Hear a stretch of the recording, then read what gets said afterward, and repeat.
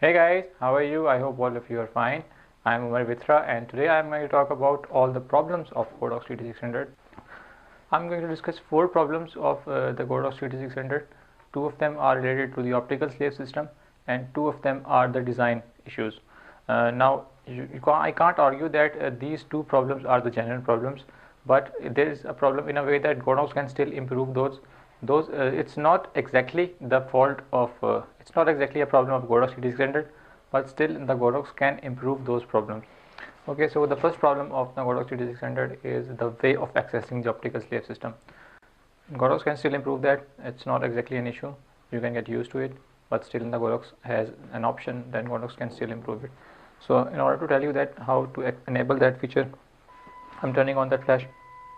Now if you want to trigger this flash via a radio, which is a Godox X1T trigger, which triggers this flash via radio signals, you have to press and hold this mode button, and then you have to scroll between master and slave mode in order to enable that.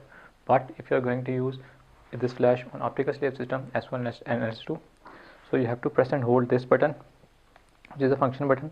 Then you have to press the set button 4 times, 1 2 3 4, and now you can rotate the dial to S1, which is a standard optical slave system, S2 in which it ignores the pre-flash. So that's how you enable it. This option could be in that mode button because it's essentially a slave option. Okay, now the second problem is the actual problem. That's the reason why I'm making this whole video.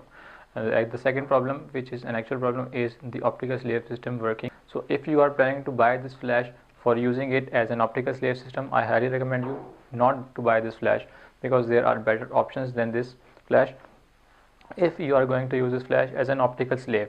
However, if that's not your concern, then you should definitely buy this flash because it's a great value for its money. So here's what happened when I was on a shoot at FN Park, Islamabad. The time of the shoot was in the evening, but the clients got late, so the shoot quite exactly dragged on to the night. So I was pretty confident that this flash is going to work as an optical slave system. I was not going to use this flash as an optical slave system. I was going to use this flash via the radio trigger, but I forgot the triggers at my home, so I had to use this flash on an optical slave system. So I switched that on and I put that as a main light, and I was triggering this flash with my on camera pop-up flash, which was at lowest power. It was in manual 1/128. So the flash wasn't firing. I said, what's the problem? I figured it out. The options were right, everything seemed fine, but the flash was not firing.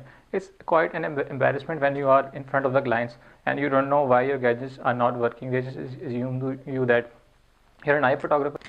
So that's the problem of it.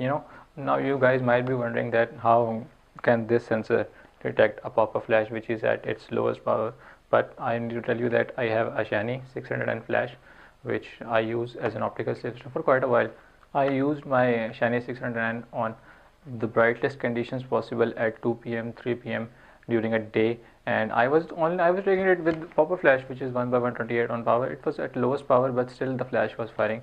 But this flash was not firing even at the lowest power at night at FN Park.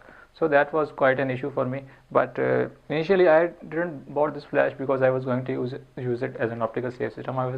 I bought this flash because it can work with Godox X1T trigger, so it's a quite bonus for me. But if you are planning to buy this flash because you want to use it as an optical slave system, I highly recommend that you not to buy this flash and buy another brand. I highly recommend Shiny 600, which is a great flash if you are going to use that flash as an optical slave system.